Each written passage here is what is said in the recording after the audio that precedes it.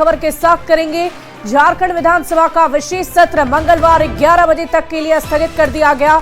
विधानसभा में 80 विधायकों का शपथ ग्रहण हुआ। हेमंत सोरेन, कल्पना सोरेन, कई विधायकों ने शपथ ली। हेमंत सोरेन ने हिंदी में शपथ ली, चंपाई सोरेन ने संथाली भाषा में शपथ ली है। शिक्षा मंत्री रामदास सोरेन ने संथाली भाषा में शपथ ली। दीपिका पांडे सिंह ने अंगिका भाषा में शपथ ली। शिल्पी नेहा तिर्की ने हाथ में संविधान की प्रति लेकर शपथ ली है। राजमहल से एमटी राजा ने उर्दू में शपथ ली है। तो आपको बता दें कि 4 दिनों का चलने वाला सत्र आज ही स्थगित कर दिया गया है। झारखंड विधानसभा के विशेष सत्र में आज हेमंत सोरेन, कल्पना सोरेन समेत तमाम नवनिर्वाचित विधायकों ने शपथ ली है। हेमंत सोरेन ने हिंदी में शपथ ली तो कई लोगों ने, कुछ ने अंगिका में, कुछ ने उर्दू में और संथाली भाषा में भी शपथ ली गई है। तस्वीरें हम आपको विधानसभा के अंदर के दिखा रहे हैं। आज का दिन बहुत ही खास था और 5 तस्वीरें अलग अलग आपकी टीवी स्क्रीन पर। जेएमएम विधायक आपको नजर आ रहे होंगे, कांग्रेस विधायक आपको इरफान अंसारी नजर आ रहे होंगे। बीच में हेमंत सोरेन हैं जो झारखंड के मुख्यमंत्री भी हैं, विधायक के तौर पर आज उन्होंने शपथ ली है। उनकी पत्नी कल्पना सोरेन भी आपको नजर आ रही होंगी। साथ ही साथ शिल्पी नेहा तिर्की, विधायक कांग्रेस की, वो भी उन्होंने भी शपथ ली है और JKLM के विधायक जयराम महतो ने भी शपथ ली है।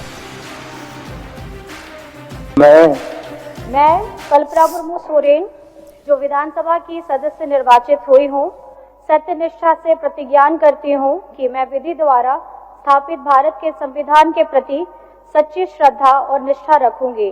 मैं भारत की प्रभुता और अखंडता अक्षुण्ण रखूंगी तथा जिस पद को मैं ग्रहण करने वाली हूँ उसके कर्तव्यों का श्रद्धा पूर्वक निर्वहन करूंगी। जोहार।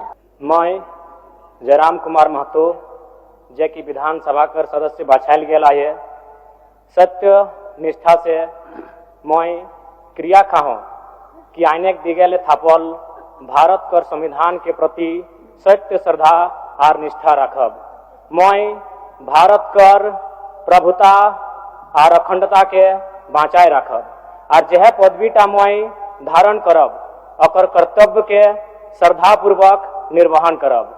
जय झारखंड, जोहार झारखंड। झारखंड के तमाम शहीदों को हुल जोहार। जोहार बूढ़ा बाबा, जोहार महामाई। ये बहुत आप लोगों को हम मुबारक देंगे जिसके बदौलत आप सबों की शुभकामनाएं काम आई है। सर, सिल्ली की सम्मानित जनता को मैं बधाई देता हूं, उनका प्यार जो हमें मिला है सम्मान देता हूं और आने वाले दिनों में सिल्ली की एक सम्मानित जनता जिसके बदौलत मैं आज यहाँ खड़ा हूं, मैं आश्वस्त करता हूं कि उनके एक इरादों को मजबूती के साथ उन्हें मैं बुलंदी तक पहुंचाने का काम करूंगा। निश्चित तौर पे देखिए, ये लोकतंत्र में यही सब खूबसूरती है। हार जीत ये सब पार्ट है, राजनीतिक पार्ट है। आप अपना विषय जो है जनता के हित के लिए आप कैसे रख सकते हैं, तो उसी संदर्भ में हम लोग इस पर भी मंथन करेंगे, चिंता करेंगे हम लोग कैसे होगा। और इस पूरी खबर की अधिक जानकारी के साथ रांची से संवाददाता अविनाश हमारे साथ लाइव जुड़ चुके हैं। अविनाश, आज विधानसभा में ये विशेष सत्र हुआ जिसे स्थगित भी कर दिया गया है मंगलवार 11 बजे तक के लिए। आज इस विशेष सत्र में क्या कुछ खास हुआ है?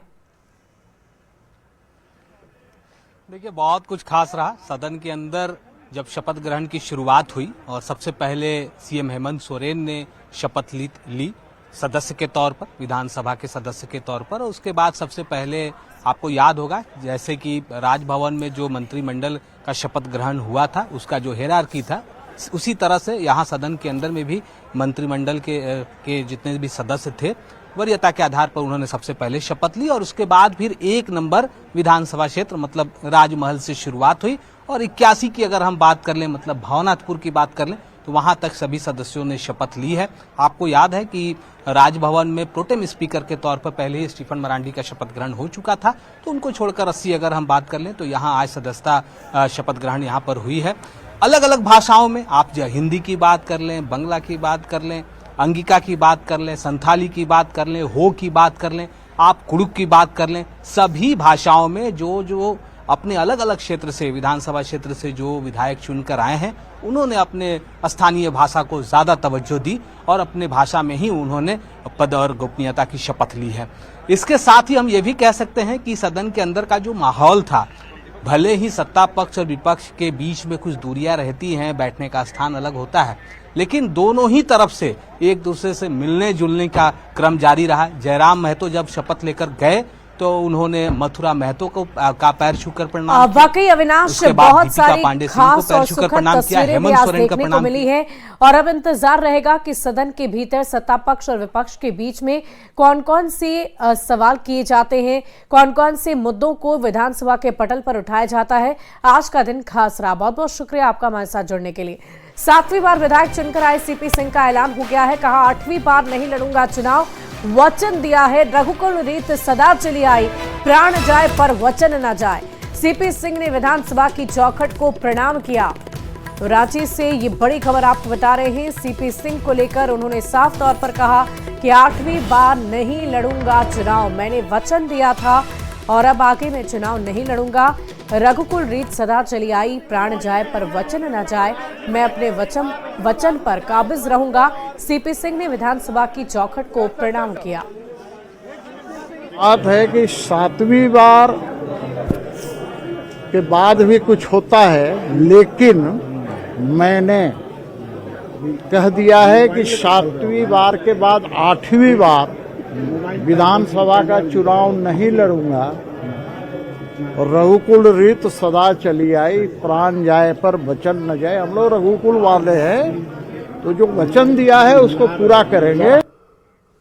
वहीं पूर्व मुख्यमंत्री चंपाई सोरेन ने संथाली भाषा में शपथ ली। झारखंड विधानसभा में अब विपक्ष में बैठने के बारे में पूछे जाने पर झारखंड विधायक चंपाई सोरेन ने कहा ये कोई नई बात नहीं है, ये तो पहले हो चुका है। चंपाई सोरेन विधानसभा रेसेन बचावाकान मारामबुरु nyutum ting tibo kana sari sanote gok et kanaje ön lekate গঠনাকান ভারতীয় संविधान रे सारी मानत और पतियावी दिन है।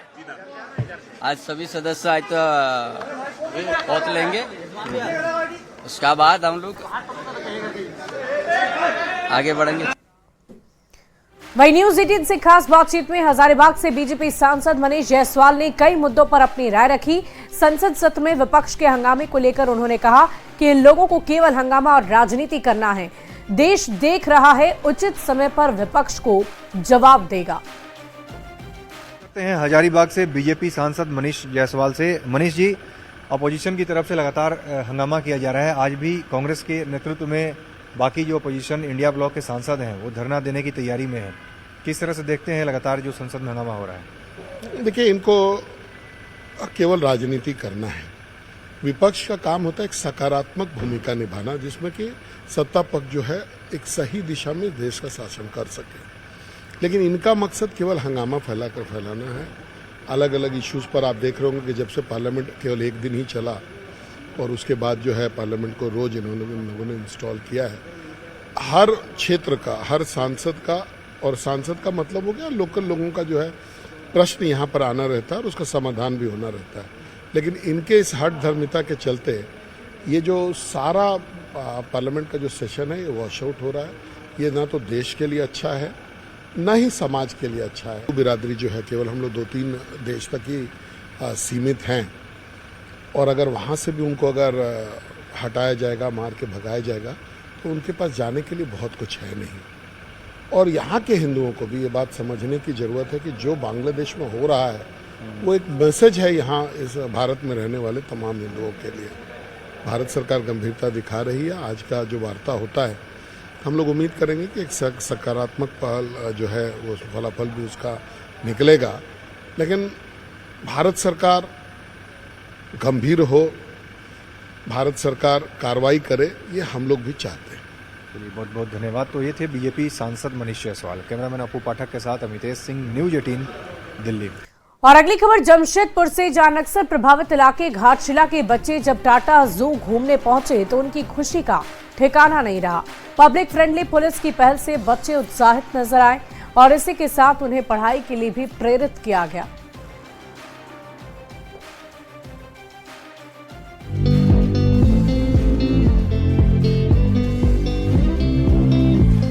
जमशेदपुर के नक्सल प्रभावित इलाके की तस्वीर बदल रही है। जिन इलाकों में कभी नक्सलियों का बोलबाला था और जहां रह रहकर बारूद की गंध फैल जाती थी, घाटशिला के वैसे इलाकों से अब बच्चे बड़े शहर पहुंचे तो उनके चेहरे की मुस्कान साफ बता रही थी कि अब माहौल बदल रहा है।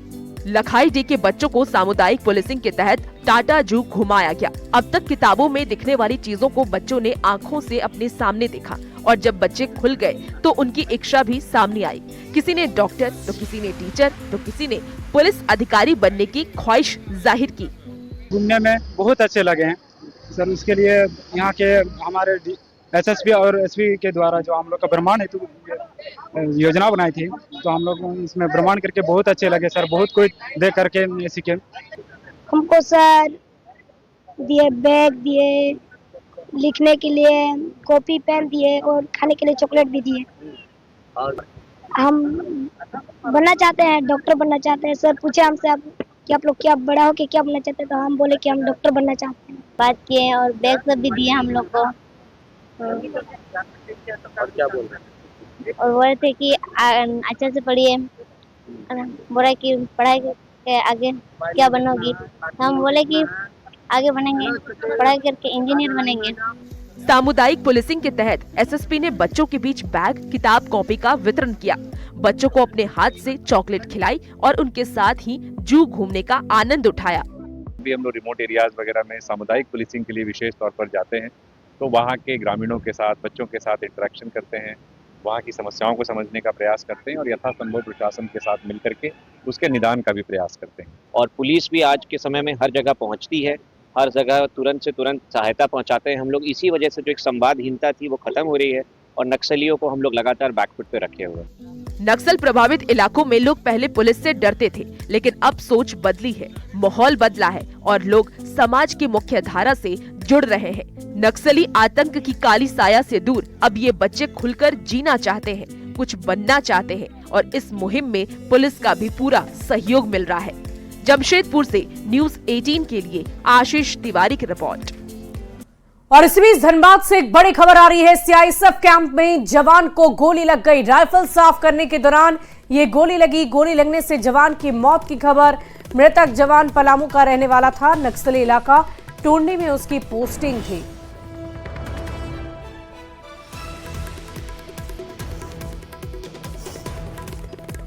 तो धनबाद से आपको बड़ी खबर बता रहे, जहां राइफल साफ करने के दौरान गोली लग गई जवान को। इस पूरे मामले को लेकर जांच पड़ताल की जा रही। गोली लगने से जवान की मौत हो गई है। टोंडी इलाके में उसकी पोस्टिंग कराई गई। और इसी बीच मौसम के मिजाज को लेकर एक बड़ी खबर आपको बता दें। रांची समेत राज्य भर में पश्चिमी विक्षोभ का असर देखा जा रहा। आज सुबह से ही हल्की बारिश हो रही है। 10 दिसंबर से राज्य भर में न्यूनतम तापमान और गिरेगा। कल से शीतलहर चलने की संभावना जताई जा रही। तो राजधानी रांची के लोगों को अब सतर्क रहना होगा। शीतलहर के आसार जताए जा रहे हैं। मौसम में परिवर्तन होगा। आपको बता दें कि 10 दिसंबर से राज्य भर में न्यूनतम तापमान में और भी ज्यादा गिरावट दर्ज की जाएगी। रांची समेत राज्य भर में मौसम का मिजाज बदला नजर आ रहा है। हम इस समय मौजूद है राजधानी रांची के कांके में, जहां आज का न्यूनतम पारा 8 डिग्री सेल्सियस है और लगातार सुबह से ही यहां पर बूंदाबांदी हो रही है, बारिश हो रही है। और यहाँ जो पारा जिस तरीके से गिरा है, अब देख सकते हैं कि लोगों के अब लिबास भी बदल गए हैं। सड़क पर लोग कम्बल ओढ़े नजर आ रहे हैं। बाबा क्या मतलब कि कम्बल ओढ़े हुए हैं? जी, ठंडी बहुत ज्यादा है जिसके चलते कम्बल ओढ़े हुए हैं। बारिश भी हो रही है? बारिश तो हो रही है लगातार। हाँ, आज सुबह से दे रही है बारिश। देखिए बारिश तेज हो चली है। और बता दें कि यहाँ पर कुल मिलाकर जो मौसम है, पश्चिमी विक्षोभ का असर दिख रहा है। पहाड़ों पर लगातार बर्फबारी हुई है। ये जो शीतलहरी जो कल से चलने की बात है, मौसम है, बारिश है, क्या कहेंगे? ये ठंडा आने का ही है, संकेत है। हाँ। ठंडा तो लग रही है, लेकिन क्या करें। यानी बारिश ने मुसीबत बढ़ा दी है। ठंड के आने का आगाज है। ठंडा तो बहुत ज्यादा बढ़ने वाला है। कल तक पूरा कुहासा रहेगा। हाँ, अभी भी पानी गिर रहा है और फिर ठंड बढ़ेगा इसका। देख सकते हैं कि यहाँ पर जो है लोग सीधे अब पहुँचे हैं चाय की दुकान पर। बोला चाय की बिक्री बढ़ गई है कांके चौक पर? हाँ, थोड़ा बहुत तो बढ़ रहा है ठंड पड़ने के बाद। हाँ। कांके का पारा ऐसे भी थोड़ा सा अपने आप में चौंकाते रहता है तो सही बात। देखिए रांची से सटा इलाका है, कांके चौक की दूरी रांची से 8 किलोमीटर है, लेकिन कांके का पारा हमेशा से लोगों को चौंकाता रहा है। पश्चिमी विक्षोभ का असर है, बारिश हो रही है, ऐसा लग रहा है मानो सुबह के 6 बज रहे हो। कुल मिलाकर मौसम लोगों को चौंका रहा है। एक धुंध है, लेकिन कहा जा रहा है कि कल से जैसे ही आसमान खुलेगा, शीतलहरी चलेगी, ठंड गिरेगा।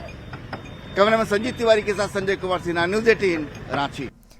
अब आपको रामगढ़ लिए चलते हैं, जहां पश्चिमी विक्षोभ के कारण सुबह से ही बारिश लगातार हो रही है। तापमान में गिरावट दर्ज की गई है। किसानों को भी काफी नुकसान हो रहा है। अधिक जानकारी दे रहे हैं संवाददाता जावेद खान। पश्चिमी विक्षोभ के कारण रामगढ़ जिले में सुबह से बारिश जारी है। आप देख सकते हैं कैमरे के माध्यम से किस तरह से बारिश हो रही है और वैज्ञानिकों ने आशंका जाहिर की है कि बारिश अगले 1-2 दिनों तक जारी रहेगी। खास करके इस बारिश के कारण धान के किसानों को ज़्यादा परेशानी होने की आशंका व्यक्त की गई है। जिन किसानों ने धान काट लिया है उनके धान जो है खराब हो सकते हैं। ऐसे में कृषि वैज्ञानिकों ने किसानों से कहा है कि वे जिन्होंने अपने धान की कटाई नहीं की है वे फिलहाल बारिश रुक जाने का इंतजार करें। बारिश के कारण पूरे ज़िले में घना कोहरा छाया हुआ है। गाड़ियाँ लाइट जलाकर चलने को बाध्य हो रही है और बारिश के बाद कोहरे के बाद जो है यहाँ पर ठंड भी देख सकते हैं किस तरह से बढ़ गया है। स्कूली बच्चे इसी बारिश में स्कूल जाने को बाध्य हो रहे हैं। बताया गया कि इस बारिश का असर जो है सब्जी की खेती पर भी देखने को मिल सकता है। ऐसे में कृषि वैज्ञानिकों ने किसानों को एहतियात बरतने की सलाह दी है। फिलहाल बारिश का दौर रामगढ़ जिले में जारी है। जावेद खान, न्यूज 18। और इधर बोकारो में भी मौसम का मिजाज बदल चुका है। सुबह से ही रुक रुक कर बारिश हो रही है और तापमान में भी गिरावट दर्ज की गई है। बारिश में तो जाना ही पड़ेगा स्कूल पहुंचाने के लिए। अब इस सिचुएशन में अगर देखा जाए तो अगर छुट्टी वगैरह स्कूल से मिल जाता तो अगर जिला प्रशासन के द्वारा अगर आदेश आ जाएगा तो ज़्यादा अच्छा रहेगा, क्योंकि मौसम कंटिन्यू देख रहा है 2-3 दिनों से ऐसे होने वाला था और आशंका जताई जा रही थी कि 2-3 दिन से आने वाला है। ऐसा नहीं, अब सामान लेना है तो निकलना तो पड़ेगा, दूसरा क्या होगा, खड़े में ड्यूटी निकलना है और धुंध भी है उसमें गाड़ी चलाने में भी दिक्कत, पूरा दिक्कत है। और अब आपको लोहरदगा लिए चलते हैं, जहां सुदूरवर्ती पेशरार प्रखंड क्षेत्र के कई गांव के लोग आज भी बुनियादी सुविधा के अभाव में जीवन यापन करने को मजबूर हैं। झारखंड गठन होने के 24 साल बीत जाने के बाद भी आज तक किसी सरकार ने सुदूरवर्ती इलाकों के लोगों के विकास की चिंता नहीं की। आज भी लोग ढिबरी युग में जी रहे हैं।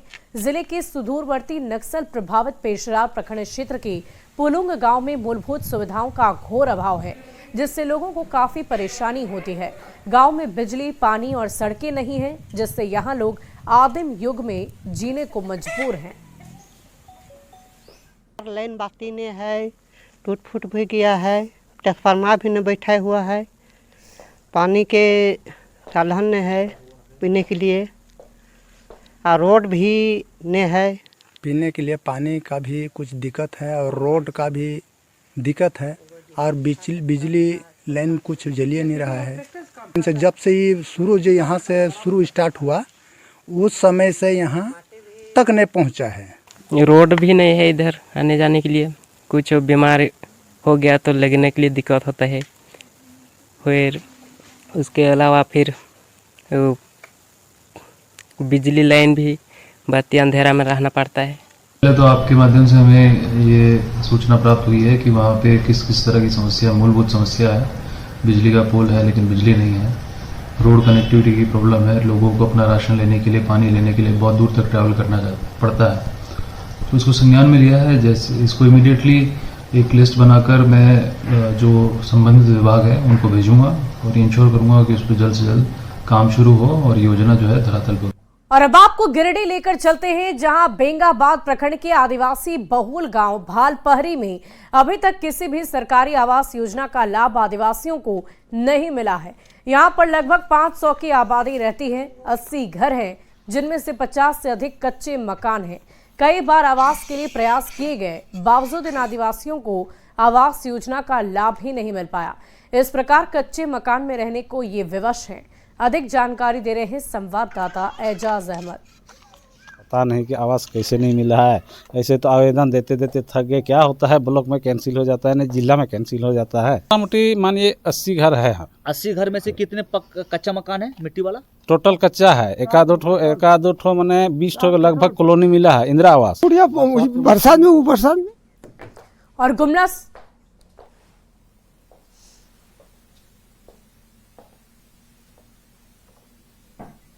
तो तस्वीरें हम आपको दिखा रहे हैं। झारखंड के मुख्यमंत्री हेमंत सोरेन और उनकी पत्नी कल्पना सोरेन आपको नजर आ रही होंगी। और आपको बता दें कि आज